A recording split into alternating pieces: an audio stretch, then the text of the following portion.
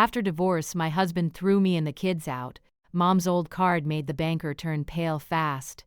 The day the divorce papers were finalized, I folded the stamped copy into a plain manila folder and slid it into the bottom drawer of the filing cabinet.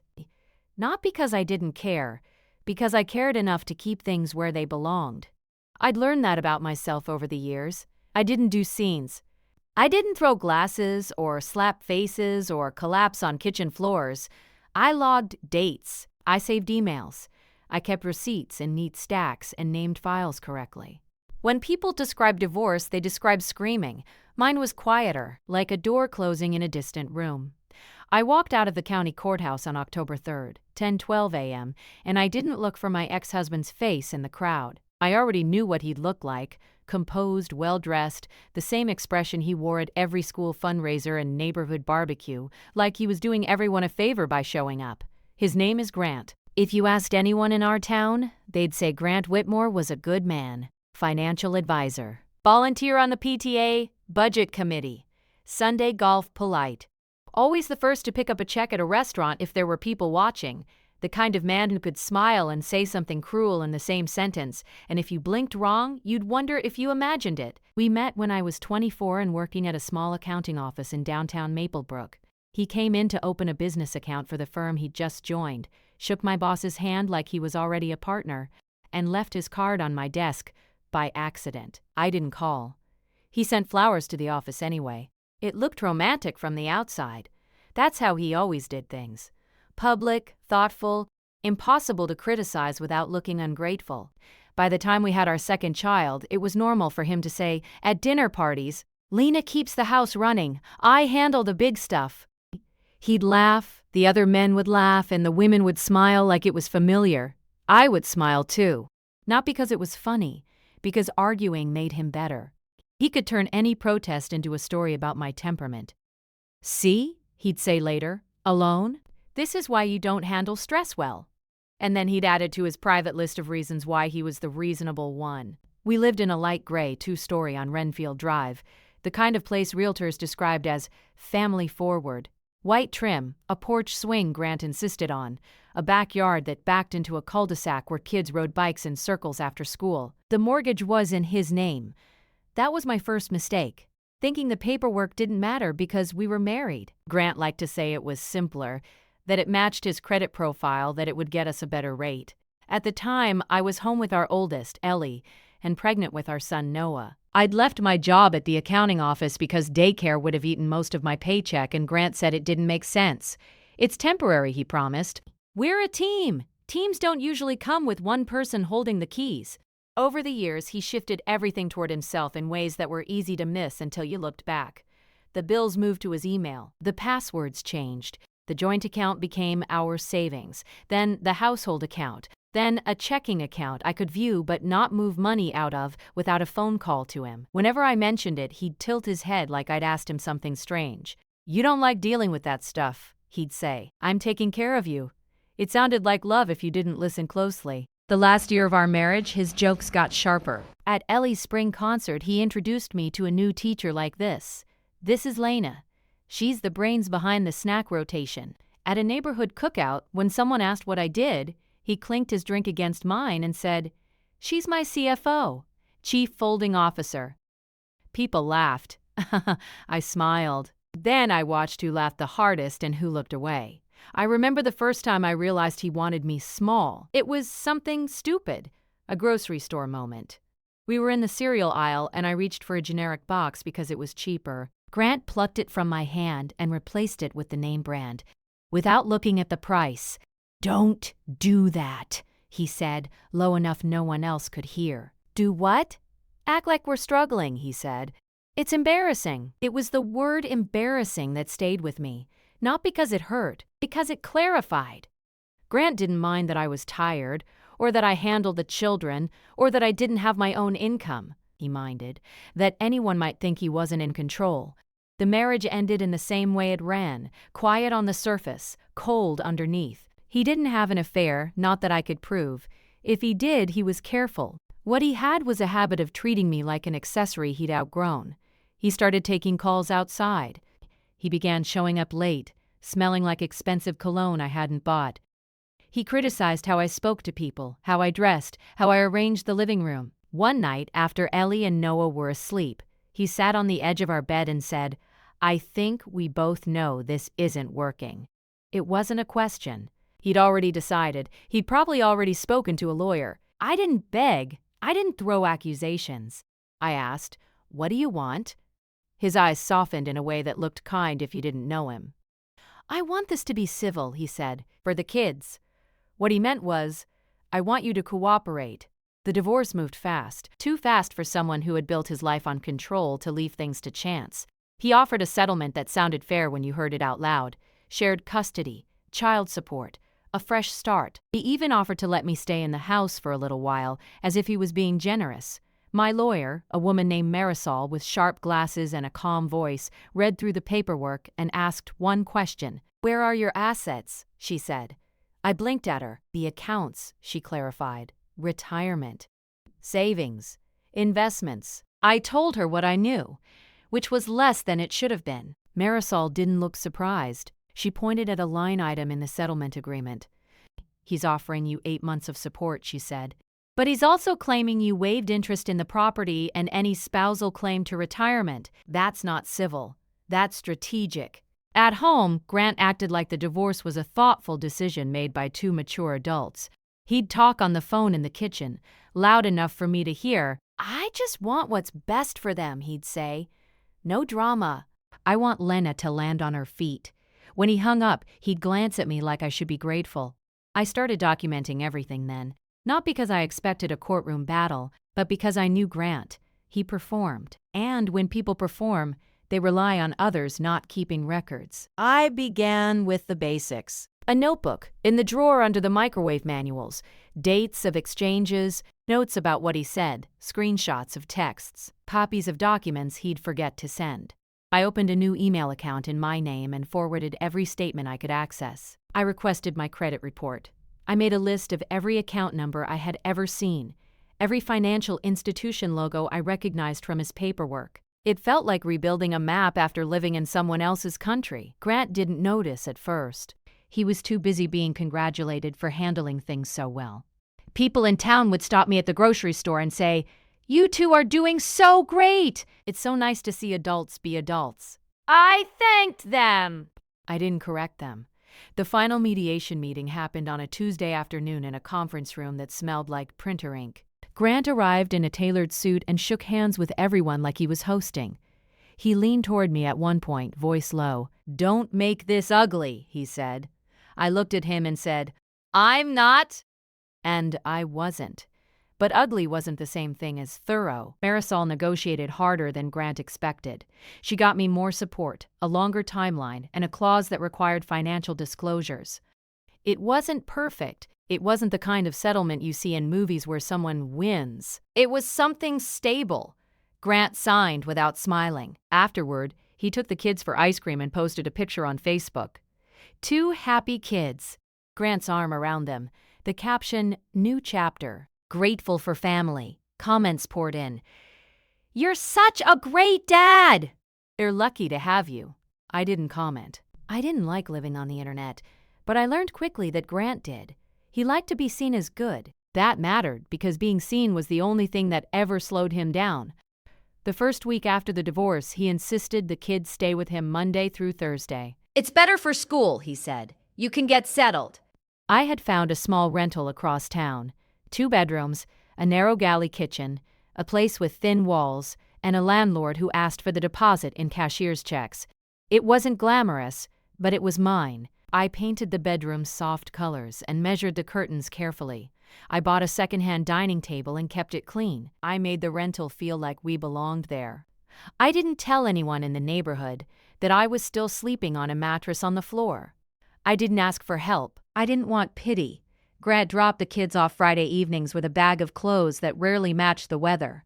The kids were quiet those first weekends, like they were learning new rules. Ellie, 8, would look at me while I cooked and ask questions she didn't know how to shape. "Are we going back to the other house?" she asked once, folding her hands in her lap. I set the spoon down and looked at her. "No," I said. "This is home now." Noah, 5, asked simpler things. "Why doesn't Daddy want you there?" he said one night while I tucked him in. I smoothed his hair and said, "Daddy and I made a change. You don't have to worry about it." I didn't say what I wanted to say, which was, because Daddy likes winning more than he likes sharing. I saved my explanations for later. The second week, Grant began doing something new. He started showing up unexpectedly. Not to see the kids, to be seen seeing them. He'd arrive at pickup, standing by the door like a visitor. He'd bring cupcakes from the fancy bakery and hand them to Ellie with an exaggerated smile. "Tell your mom I'm paying for your gymnastics, okay?" he'd say, loud enough for the neighbors in the hallway to hear. Or he'd drop off a bag of groceries he hadn't been asked to buy. "Just helping out," he'd say, his eyes flicking toward anyone who might be watching. Once, the woman across the hall, Mrs. Hernandez, said to me after he left, "He's very present." I nodded. He likes to be. Grant's help always came with a display, always with a story attached. I kept every text message about it. I took photos of the groceries he brought that were expired, the cupcakes the kids couldn't eat because Noah is allergic to peanuts and Grant forgot. I didn't confront him. I didn't send angry paragraphs. I sent simple replies. "Thank you. Please text before dropping by." He never did. Then, on October 19th, 16 days after the divorce was finalized, Grant called me at 6:41 p.m. His voice had that careful brightness, like he was smiling. "Lena," he said. "Quick update." I was at the rental's tiny kitchen table, sorting Ellie's homework and Noah's school forms. I put the pen down. "Okay," I said. "So," he continued, "I talked to my attorney. We need to keep things clear, clean boundaries." The word boundaries from Grant sounded like a weapon someone else had sharpened for him. "What does that mean?" I asked. "It means," he said, drawing out the sentence, "that since the house is in my name and the divorce is final, you can't store anything there. No coming by. No picking things up." I didn't answer immediately. I pictured the boxes still in the garage, the kids' baby albums in the upstairs closet, my winter coats. "I haven't been by," I said. "I know," he said, voice soft, almost indulgent, "but I'm just making it official. And there's another thing. My accountant advised me to tighten expenses. I might be adjusting some of the support schedule." "You can't adjust it," I said. Not angry, just factual. "It's court-ordered," he chuckled, like I'd said something naive. "Let's not get into legal talk," he said. "I'm trying to keep this friendly." I looked down at the stack of papers in front of me. School fees. Doctor copays. A list of things that didn't care about friendly. "Grant," I said, "if you have an issue, you need to go through Marisol." His tone sharpened. "There it is," he said. "This is what I mean." You always make things complicated. I let the silence sit between us for 3 full seconds. Then I said, "Is there anything else?" Another chuckle. "Actually, yes. I'm doing some renovations. The kids will be staying with me longer this month." She'd held it out like it was nothing. "Keep this safe," she said. "If you ever feel cornered, you'll know what to do." At the time, I thought it was just one more mysterious thing she didn't have the energy to explain. My mother was practical, but she had a way of speaking in sentences that sounded like advice and instructions at the same time. I hadn't looked at it in a long time. Now I held it in my hand, felt the raised lettering under my thumb, and understood something in the pit of my stomach with a kind of quiet clarity. Grant thought I was cornered. He thought I didn't have access. He thought I would panic. I slid the card back into the envelope, locked the drawer, and returned to the kitchen table. I picked up my phone and typed one sentence back to him. Noted. "I'll communicate through counsel." Then I placed the phone face down, opened my laptop, and started a document titled Timeline. Because if Grant wanted to change locks and tighten expenses, he was going to do it the way he did everything, confidently, publicly, and carelessly. And I was going to stay calm. I was going to stay quiet. I was going to collect every receipt until the right moment arrived. By 7:22 p.m., my timeline document had 5 entries. By 7:45 p.m., I had the first email from Marisol asking for copies of Grant's messages. And by 8:03 p.m., as I watched Ellie brush her teeth in the bathroom mirror and Noah climb into bed with his stuffed dinosaur, I made a decision I didn't say out loud. I would not go to Renfield Drive. I would not ask Grant for anything. If I needed what was in that house, I would get it the correct way, with witnesses and documentation. And if the old card in my mother's envelope meant what I was starting to think it meant, then I didn't have to beg a man like Grant for access to anything. I turned off the lights, closed my bedroom door, and lay down on the mattress. My phone vibrated one more time with a notification from Facebook. Grant had posted again. A photo of the house on Renfield Drive, front porch lights glowing, captioned, "Fresh start, protecting what matters." Comments were full of applause. I didn't respond. I just saved the screenshot to my folder and stared at the ceiling until my breathing slowed again. Because I could already see where he was going, and I knew exactly what I was going to do next, quietly, legally, and with the kind of patience he never understood. But first, I needed to take that old card to a place Grant couldn't charm with a smile, a bank. And I needed to do it before he realized what I still had. I went to the bank on a Wednesday morning because Wednesday mornings are quiet, not empty, just calm enough that people don't rush you, just quiet enough that no one minds if you take a few minutes longer than expected. I'd learned that rhythm years ago, back when I balanced books for small businesses that lived and died by overdraft fees. The branch was on Cedar Avenue, brick front, the kind with a polished brass plaque by the door listing founding dates no one remembered. Grant had brought me there once, early in our marriage, to open what he called a starter account. He'd shaken hands with the manager and said, "My wife handles the details." Then he'd slowly taken the details away. I parked 2 blocks down and walked the rest of the way, the envelope from my mother tucked into my bag. It felt heavier than it should have, though I knew that was just my awareness catching up to something it had ignored for years. Inside, the bank smelled like carpet cleaner and paper. The line was short. A woman at the counter was helping an elderly man with a passbook, actual stamps, inked numbers. I watched quietly and waited. When it was my turn, I stepped forward and slid my ID across the counter. "I need to speak with someone about an account," I said. The teller, a young man with careful posture, smiled. "Of course! Are you a customer with us?" "Yes," I said. "And no! It's older." He hesitated just long enough to be curious instead of dismissive. "Let me get a personal banker." I was seated at a desk near the window 5 minutes later, across from a woman named Helen. Her nameplate said Senior Account Specialist. She had gray hair pulled back neatly and hands that moved like she'd been doing this a long time. "What can I help you with today?" she asked. I took the envelope out and placed it on the desk between us. "My mother gave me this," I said, "years ago. I never used it." She told me to keep it safe.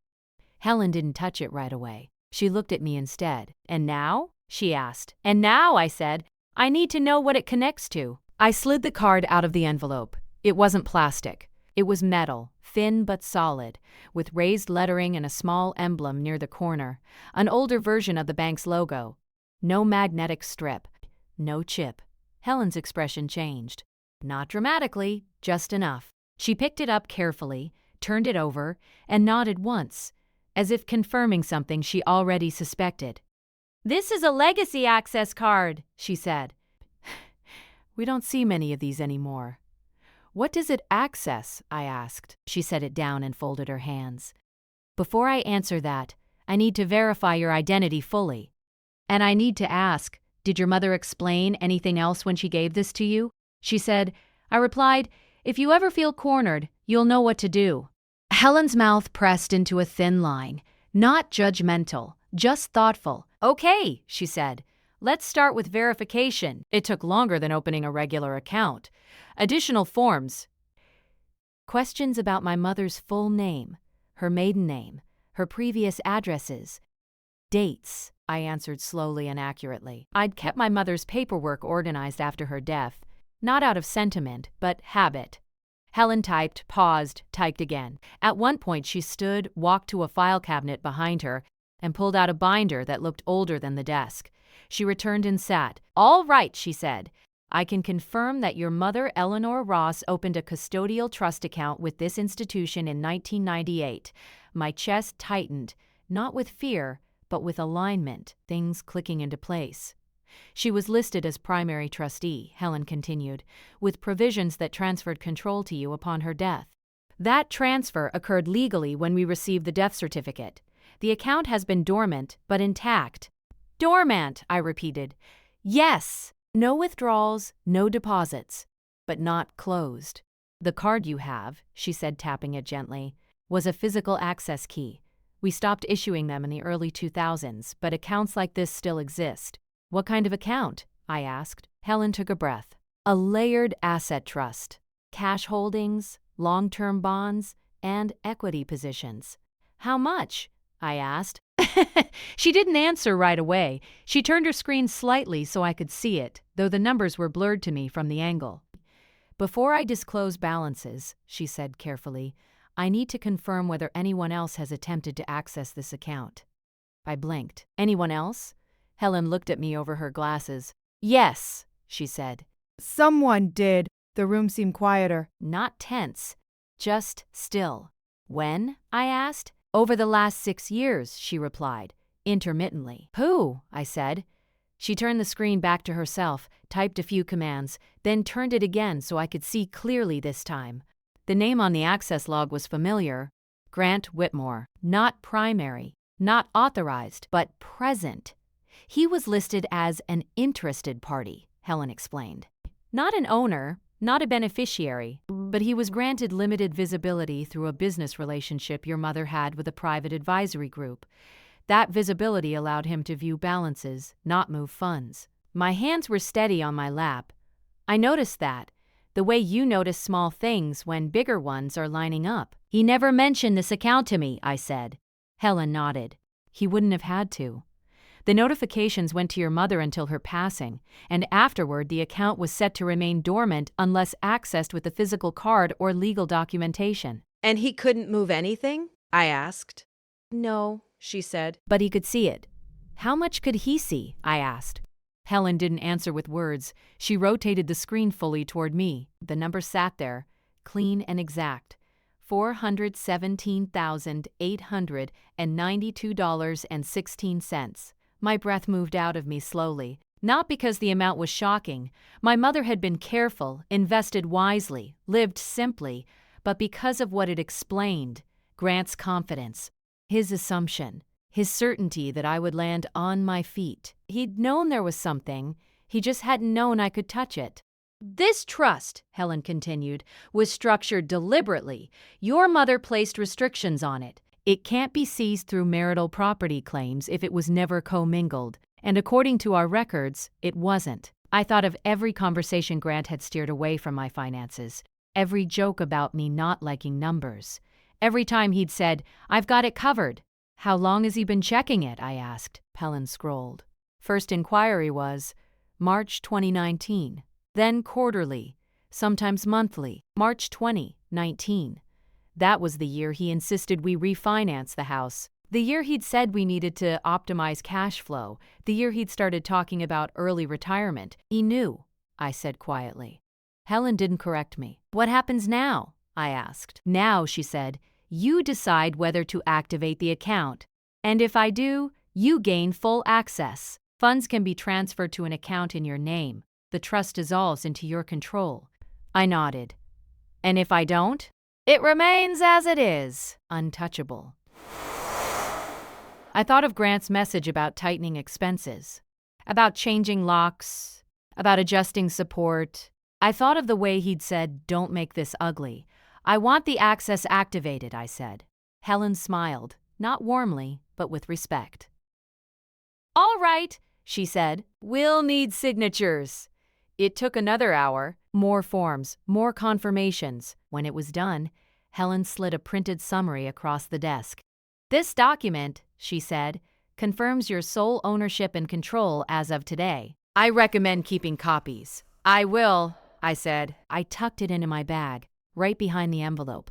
Before I stood, I asked one more question. Is there a record, I said, of who viewed the account and when? Yes, Helen replied. And we can provide a certified access log if requested. I'd like that, I said. She nodded again. I thought you might. Outside, the air felt different. Not lighter, clearer.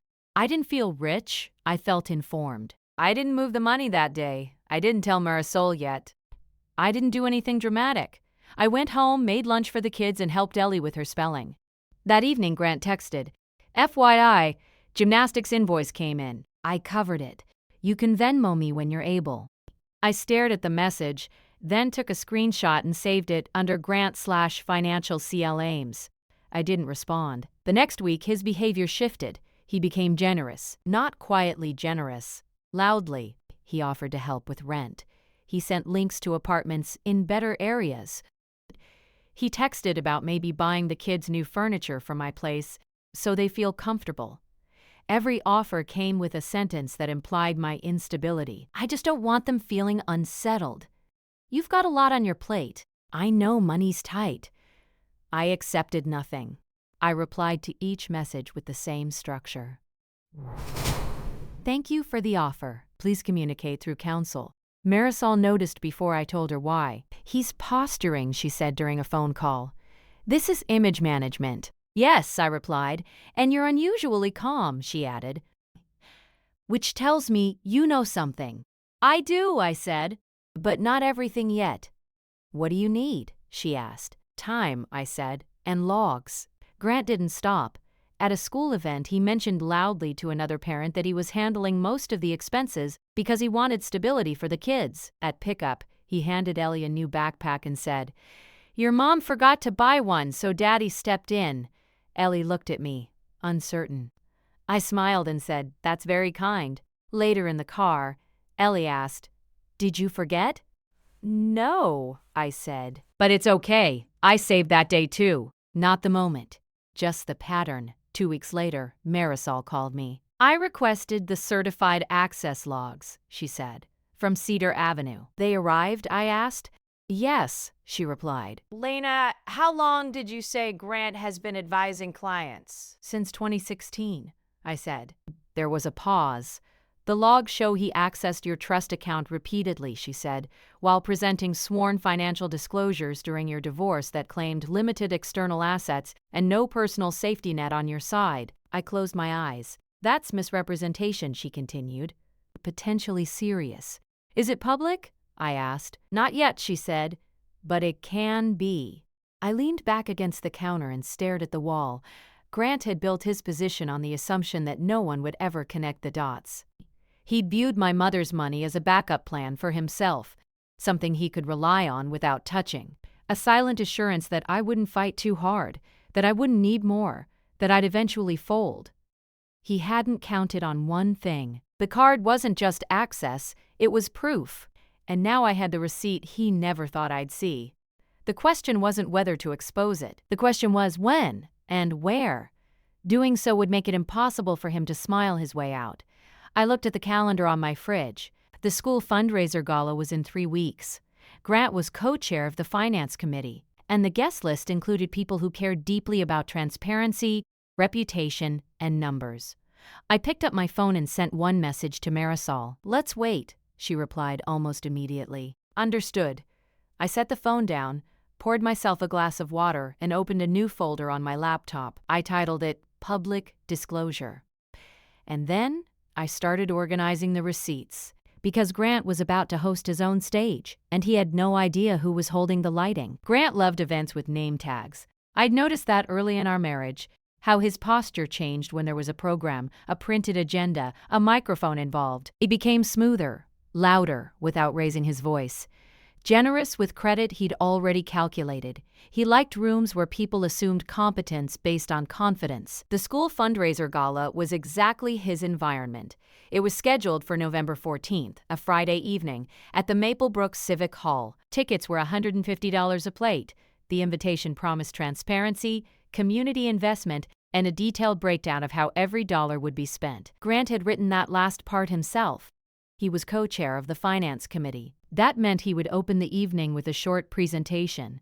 Numbers, projections, a reassurance that the funds were in responsible hands. I found out the exact agenda because it was emailed to all parents 2 weeks before the event. Grant forwarded it to me as well, with a note that said, "Thought you'd want to know the schedule, in case you come." The message wasn't an invitation. It was a reminder that he would be visible, central, applauded. I replied with my standard sentence, "Thank you, I'll review." I didn't buy a ticket right away. Instead, I watched. Grant's behavior shifted again as the gala approached. He became careful in public and careless in private, which had always been his pattern. He stopped making jokes at my expense where others could hear and started doing it in messages instead. Hope things are settling down over there, he wrote one afternoon. Let me know if you need help budgeting through the holidays. I took screenshots. At pickup, he made a show of kneeling to talk to Noah at eye level. Daddy's been really busy making sure your school has everything it needs, he said, loud enough for 2 other parents to hear. It's important to give back. Noah nodded, not fully understanding. I smiled and thanked Grant for his time. I didn't correct him when he implied that I wasn't involved. At home, my preparation was methodical. I didn't rehearse speeches. I didn't imagine confrontations. I didn't draft dramatic emails. I focused on documents. Marisol and I spoke twice that week. Short calls, focused. Timing matters, she reminded me. Not just what you reveal, but who hears it first. I understand, I said. We decided not to file anything before the gala. No motions, no letters. Nothing that would tip Grant off or give him time to prepare an explanation. Instead, we assembled a clean packet. Certified access logs from the bank, stamped and dated, the trust activation document, showing the exact date control transferred to me. Grant's sworn financial disclosures from the divorce proceedings, a simple timeline highlighting overlaps. Dates he accessed the trust account while asserting under oath that I had no independent financial assets. No commentary. No adjectives, just facts. Marisol labeled each document and placed them in a thin folder. This isn't for court, she said. Not yet. This is for accuracy. Accuracy is enough, I replied.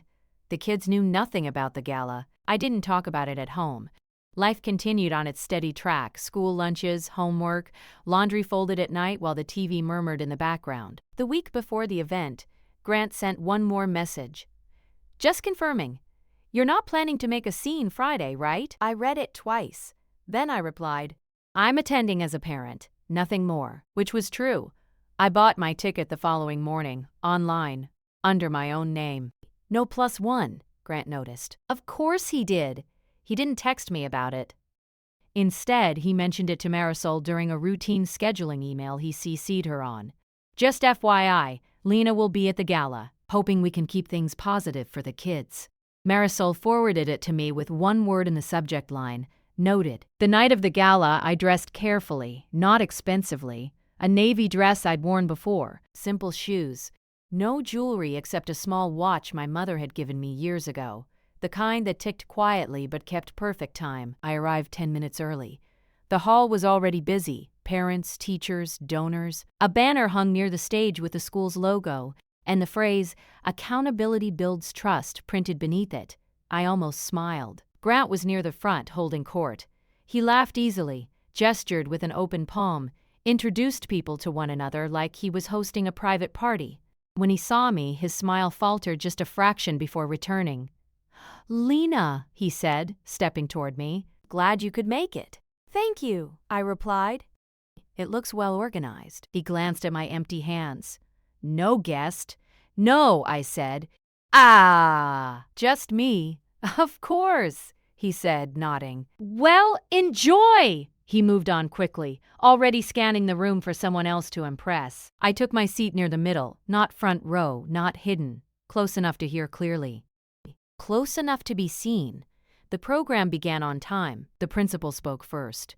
Then a teacher. Then Grant. He walked onto the stage with practiced ease, adjusted the microphone, and waited for the applause to settle. He wore a charcoal suit and a tie I'd bought him years ago. I noticed that, and then I let the thought go. Thank you all for being here, he began. As co-chair of the Finance Committee, I want to assure you that every dollar raised tonight will be handled with transparency and care. He clicked a remote. A slide appeared behind him. Charts, percentages, clean lines. He talked about budgets, projections, oversight. He spoke confidently about fiduciary responsibility, about trust, about doing right by the community. People nodded. Some took photos. I watched his hands. They were steady. I also watched the exits. When he finished, the applause was warm and sustained. Grant stepped back, smiling modestly, like he was surprised by the appreciation. The rest of the evening unfolded as planned. Dinner. Silent auction bidding. conversations that floated between tables. Grant circulated constantly, checking in, laughing, touching shoulders lightly. He never lingered near me, but he made sure to pass my table often enough to be seen doing it. At one point, a woman I recognized from the PTA leaned toward me. "Grant's doing such a great job," she said. "You must be proud." "I'm attentive," I replied. She laughed, assuming humility. Halfway through the evening, the MC announced a brief intermission before the final fundraising push. Grant returned to the stage. This next part, he said, is where accountability really matters. We'll be showing a live tally and reviewing how funds are allocated. Behind him, the screen shifted again. This was the moment Marisol and I had discussed. I stood calmly and walked toward the side of the stage where an event coordinator was stationed. I waited until she noticed me. "Yes?" she asked, polite but distracted. "I have a question regarding the financial presentation," I said. "Who should I speak to?" She glanced at the stage.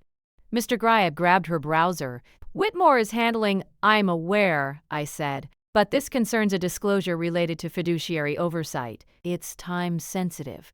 Her expression changed, just slightly. "I can notify the principal," she said. "That would be appropriate," I replied. I returned to my seat. Grant continued speaking, unaware.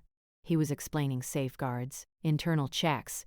He used the word integrity twice. I felt no rush, no adrenaline, just a steady awareness of sequence. The principal approached the stage from the side, leaned in, and spoke to Grant quietly. Grant nodded once. He smiled at the audience. "Looks like we have a brief clarification request," he said lightly. "Transparency in action." The principal gestured toward the microphone stand near the aisle. "Ms. Whitmore," she said, voice even, "would you like to come forward?" The room shifted. Heads turned. Grant's smile tightened. I stood and walked forward at a measured pace. I could feel eyes on me, curiosity sharpening into attention. I reached the microphone and waited until the principal stepped back. I didn't look at Grant right away. "Good evening," I said. "Thank you for hosting this event." My voice carried without effort. "I'm here as a parent," I continued, "and as someone with a professional background in accounting. I'd like to ask a question regarding financial disclosures and oversight." Grant stepped closer, still smiling. "Of course," he said. "Happy to clarify anything." I turned to him then. During the divorce proceedings finalized on October 3rd, I said, "You submitted sworn financial disclosures, correct?" He nodded. "Yes." "And those disclosures stated that I had no independent financial assets or trusts, correct?" There it was, the smallest pause. "Yes," he said, "to the best of my knowledge at the time." I reached into my bag and removed a single document. On March 12, 2019, I said, "You accessed a trust account held at Cedar Avenue Bank. You accessed it again on June 4, 2019, and repeatedly thereafter." A murmur rippled through the room. Grant's smile faltered. This time, it didn't return. "I have certified access logs," I continued, "showing that you viewed the account balances quarterly, while serving in fiduciary roles that require full disclosure." He opened his mouth, then closed it. The principal stepped forward. Concern etched on her face. "Ms. Whitmore," she said, "perhaps this." "I'll be brief," I replied. I held the document steady. "This account," I said, "was established by my mother. It was not marital property. It was not accessible to Mr. Whitmore, but he was aware of it." Grant shook his head slightly, as if the motion alone could undo what was happening. "That's not—" he began. I didn't raise my voice. "I'm not making an accusation," I said. "I'm presenting a discrepancy." I turned back to the audience. "In roles involving community funds," I said, "accuracy matters, especially when trust is emphasized." The room was silent now. No clinking glasses. No whispers. Grant's face had gone pale. Not dramatically, just enough that the color drained from his cheeks. The principal looked from him to me, then back again. "Mr. Whitmore," she said, "we'll need to pause the presentation." Grant swallowed. "Of course," he said, voice tight, "happy to address any concerns privately." I nodded. "That would be appropriate," I said. I stepped back from the microphone and returned to my seat. Behind me, the screen still glowed with charts and numbers that suddenly felt irrelevant. The event didn't end. It shifted. Conversations hushed. Phones came out, not to record me, but to message others. The principal and 2 board members escorted Grant toward a side room. I sat quietly, hands folded, and waited. Because the exposure wasn't finished yet. This was just the moment before the truth settled into place. And Grant had finally realized, too late, that he'd chosen the wrong room to perform in. The side room was glass-walled, not fully transparent, frosted halfway up, but clear enough that silhouettes were visible. Grant's silhouette was unmistakable, shoulders squared, head tilted forward as if persuasion were a physical stance. 2 board members stood opposite him. The principal hovered near the door, hands clasped. No one asked me to join them. I hadn't expected them to. This wasn't about me arguing. It was about gravity doing its work. The MC returned to the stage after a few minutes, voice careful. We're going to take a brief pause while we sort out an administrative matter, she said. Please enjoy dessert. People stood. Conversations restarted, but not at the same volume. The room buzzed with a different frequency now. Less celebration, more calculation. I stayed seated. A woman from the finance committee approached my table. She was polite, controlled, visibly unsettled. Lena, she said, lowering her voice, would you be willing to share that documentation with us? Yes, I replied. Through counsel. She nodded quickly, as if relieved by the structure. Of course!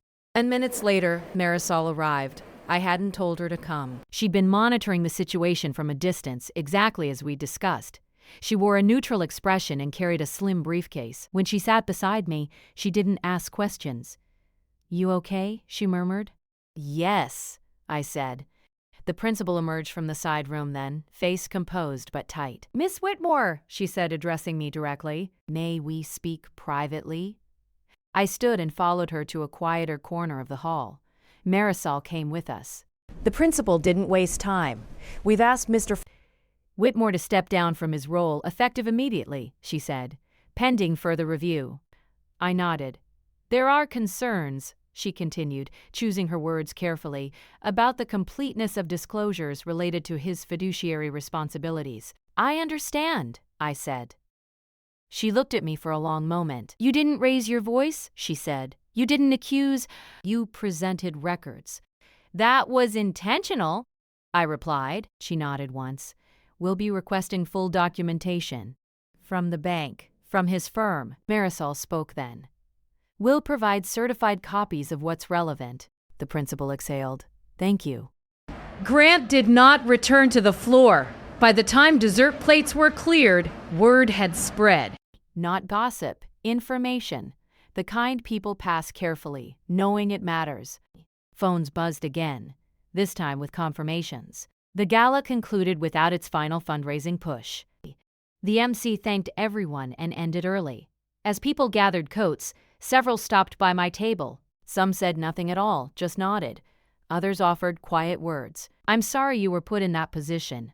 That must have taken restraint. One man, a local business owner, said simply, Integrity shows up eventually. Grant texted me at 10:47 p.m.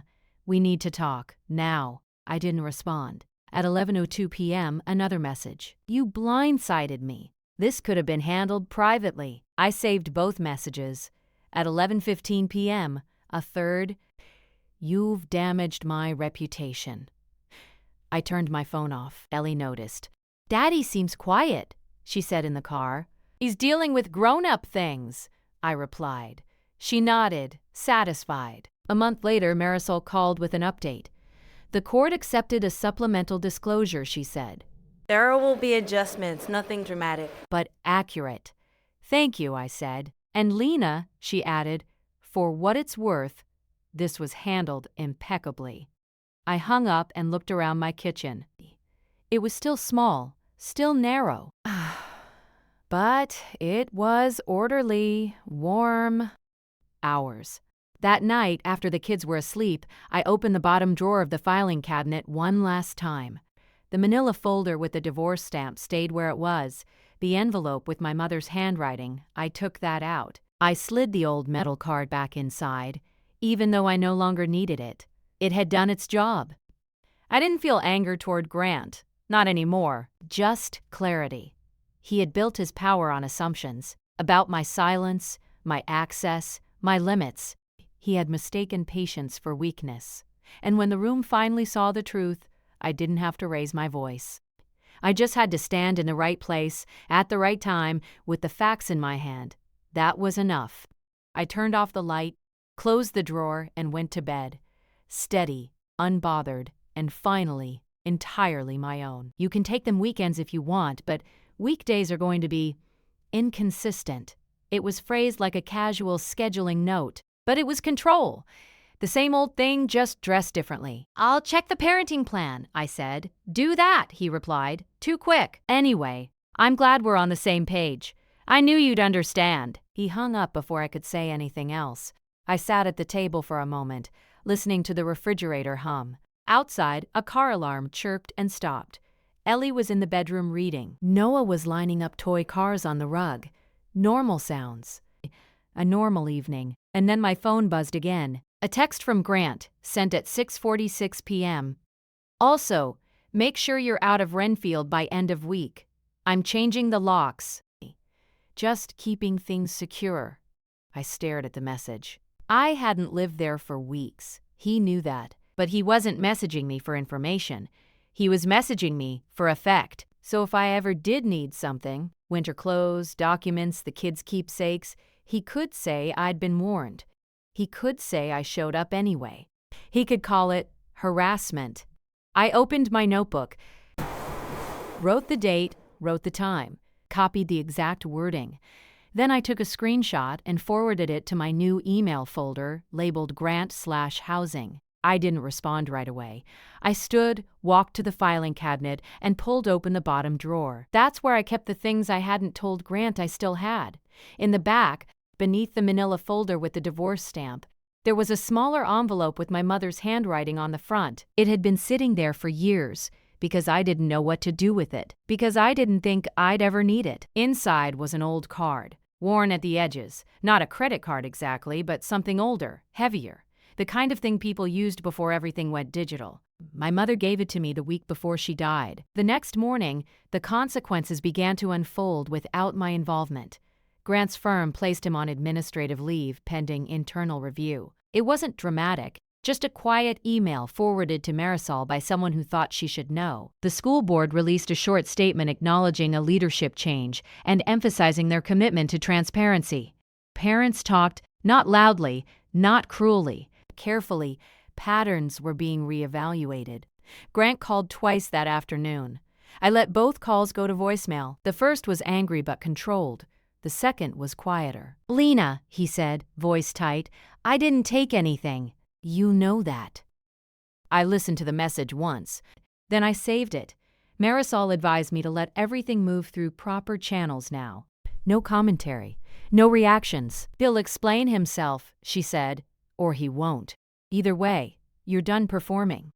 2 days later, Grant's attorney requested a meeting. Marisol declined. "All communication in writing," she replied. The written communication that followed was careful, apologetic in tone, vague in substance. It acknowledged oversight, misunderstanding, and unintended access. It did not deny the access logs. It did not dispute the timeline. It asked for discretion. Marisol forwarded it to me with a note. "You owe him nothing." I didn't feel victorious. I felt finished. The trust funds were transferred to an account in my name the following week. I didn't splurge. I didn't announce anything. I paid 3 months of rent in advance. I set up college accounts for Ellie and Noah. I rebuilt my emergency fund. Then I scheduled a meeting with a financial planner, one Grant had never met. Grant's attempts to control logistics stopped abruptly. The messages about budgeting ended. The offers to help disappeared. Pickups and drop-offs became punctual, wordless. At one exchange, he avoided my eyes entirely.